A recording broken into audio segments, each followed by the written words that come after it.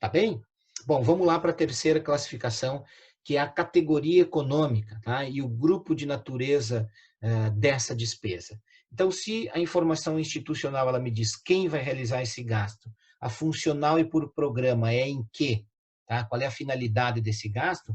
A classificação econômica ela vai me dizer como vai ser esse gasto, qual é a qualidade econômica desses recursos que vão ser utilizados, tá? Então, essa classificação vai separar as despesas, por exemplo, de consumo e manutenção da administração pública, daquelas que vão contribuir para a expansão da capacidade produtiva do país. Por exemplo, a construção de uma estrada ou uma obra, tá bem? Então, essa classificação por categoria econômica e por grupo de despesa, ela vai ter 4 critérios básicos de informação. A categoria econômica, se é custeio, se é capital, a natureza, o grupo de natureza de despesa, GND, dessa categoria econômica, a modalidade de aplicação e o elemento de despesa. Nós já vamos ver um pouquinho mais de detalhe cada uma delas. Só voltando àquele nosso exemplo, então, aonde ele aparece essa informação sobre a categoria econômica de uma despesa? Nesse mesmo conjunto de informações. Aqui eu vou ter a classificação institucional, aqui a programática, né, a finalidade, aqui por função e por programa, aqui eu vou ter a classificação econômica, que nesse exemplo aqui vai me dizer qual é a esfera de governo, qual é a GND, o resultado primário, a modalidade de aplicação e também a fonte desses recursos, tá bem?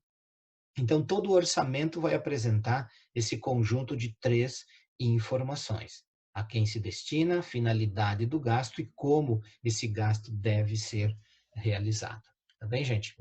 Então, a categoria econômica e o grupo de natureza de despesa são 2 grandes classificações, tá? Primeiro é a categoria econômica, vai me dizer se essa despesa é uma despesa corrente ou se ela é uma despesa de capital. Grosso modo, se ela é uma despesa para manutenção da máquina ou se ela é uma despesa para ampliação dessa atuação do Estado. E dentro dessa classificação econômica, né, das categorias econômicas, vão estar divididos em 6 grupos de natureza de despesa.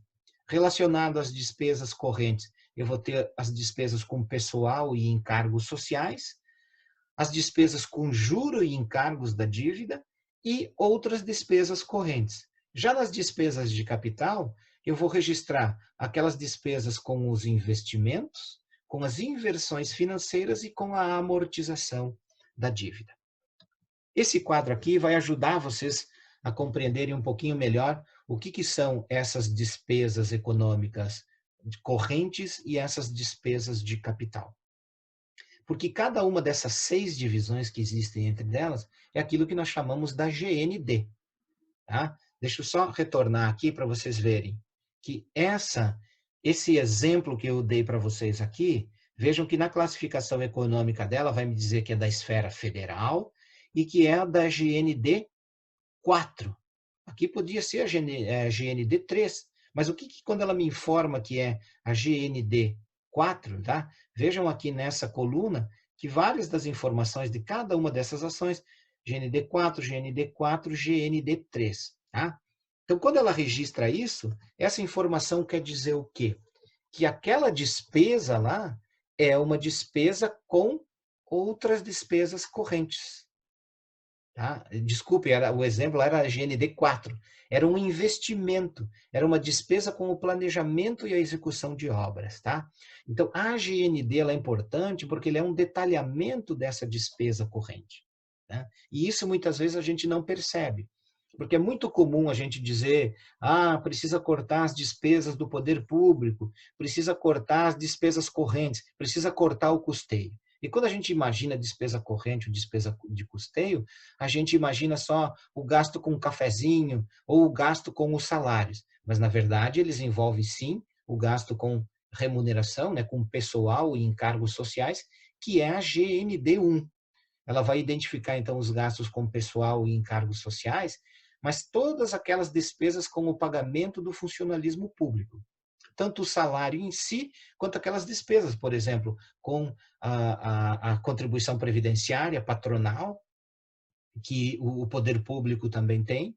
Tá? Então, tudo isso está registrado na GND1. Mas também na GND2, gente, dentro das despesas correntes, estão os juros e os encargos da dívida pública, que são as despesas com o pagamento dos juros, comissões, encargos da dívida pública, tanto a interna quanto a externa.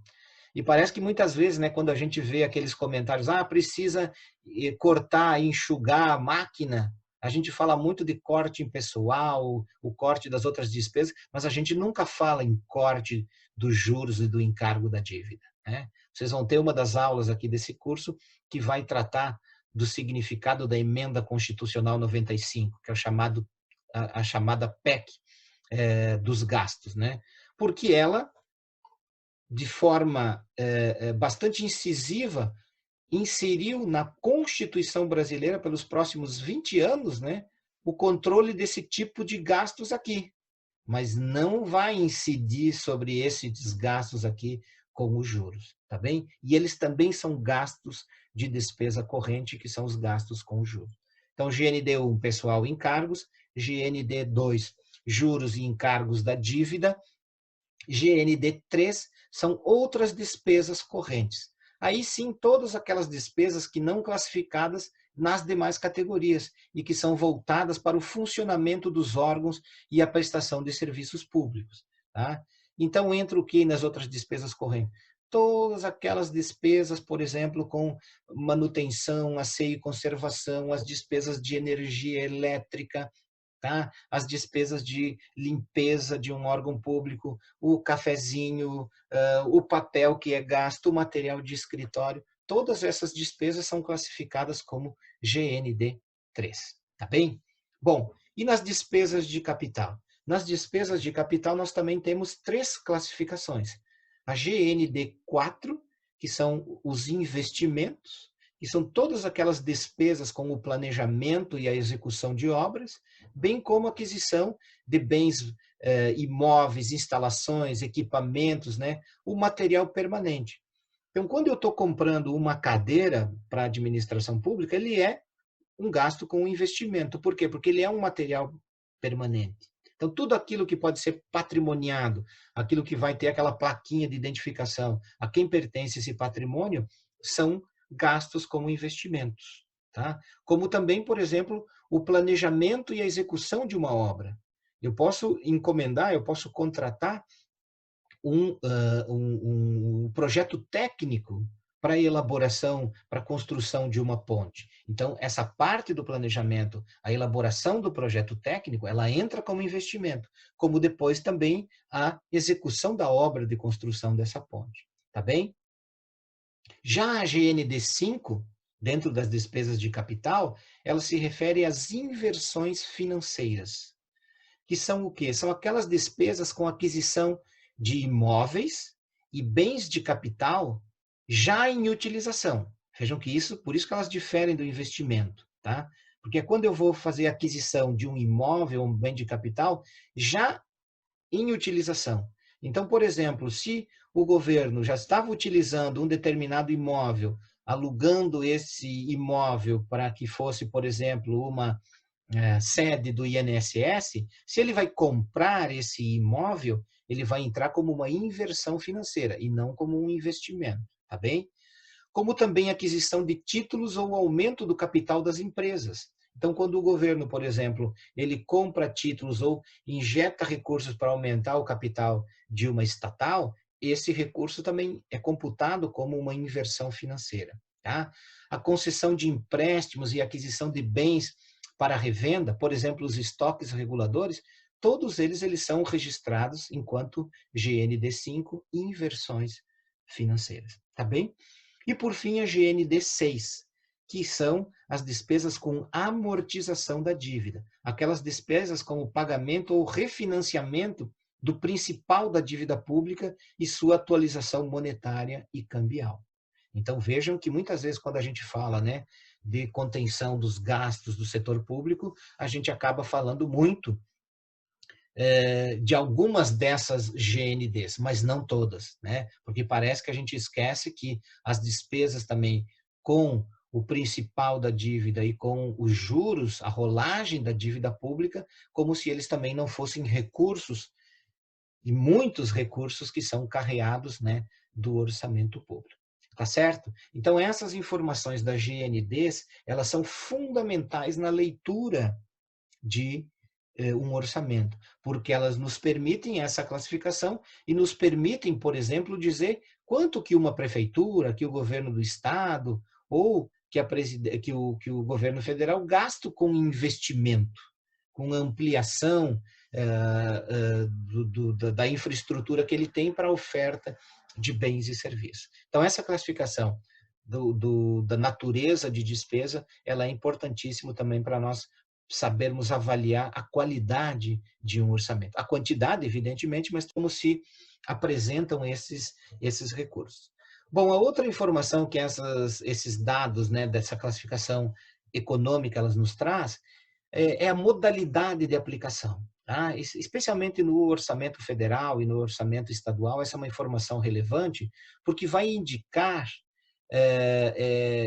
quem que vai aplicar esses recursos, né? Se os recursos autorizados na lei orçamentária vão ser executados pelo próprio órgão, tá? Ou entidade, ou vai ser repassado. Por exemplo, o governo federal ele pode repassar recursos para que sejam executados pelos estados, pelo município, por organizações da sociedade civil, né? Por alguma ONG. Então, a modalidade de aplicação ela informa qual é o grau de realização própria desses recursos ou se eles vão ser repassados para que outros executem. Tá? Também serve para evitar uma dupla contagem, por exemplo, no caso das transferências, né, entre unidades orçamentárias de uma mesma esfera de governo.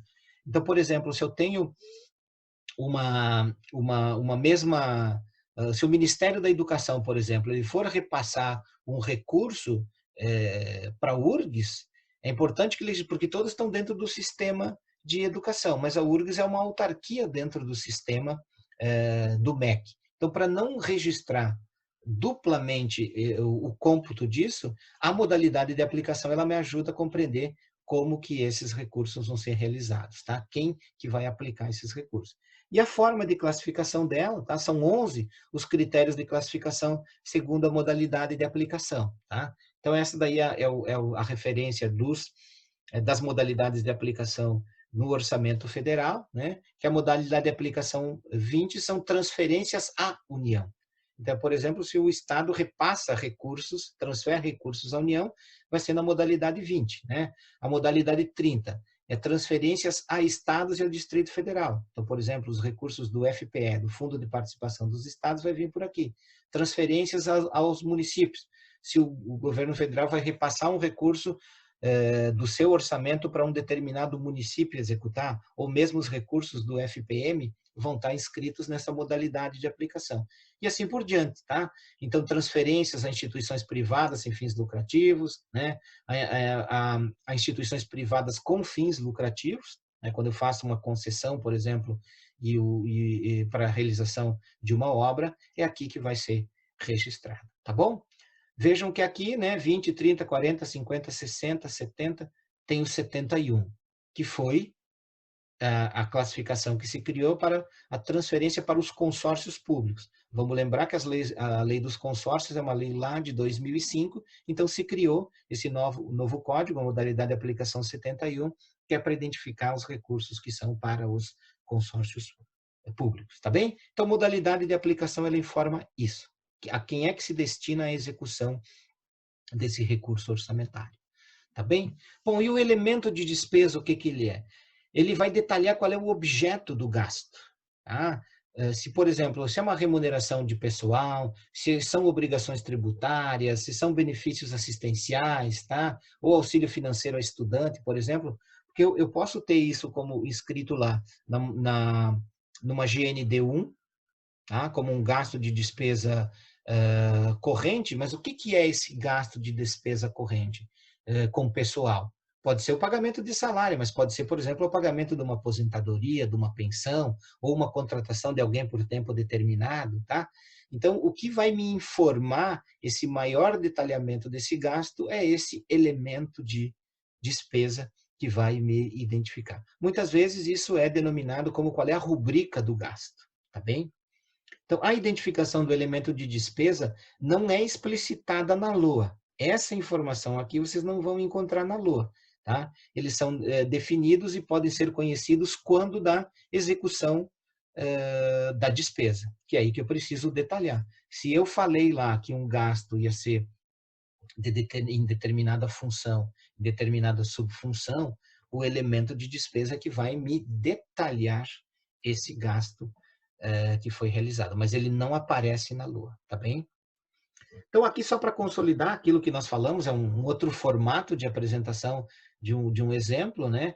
Que nós vamos ter a informação institucional, que vai me dizer qual o órgão, a unidade orçamentária. Nós vamos ter a informação sobre a finalidade do gasto, que vai me informar qual é o programa e qual é a função, tá? Dentro dessa identificação do programa, ele vai me dizer também o programa, qual é a ação, qual é o subtítulo dela, que é um detalhamento dessa ação, né? Vamos lembrar que a ação pode ser um projeto, mas pode ser uma atividade continuada, tá? Vai me informar também a função, a subfunção, e depois as classificações complementares, que são essa classificação econômica, que vai me dizer qual é a esfera, qual é a GND. Então, por exemplo, essa GND aqui era 3, que era gastos com custeio, né? Com despesas correntes, tá bem? A modalidade de aplicação 50. Então, aquela classificação, ela serve para que a gente entenda e compreenda essa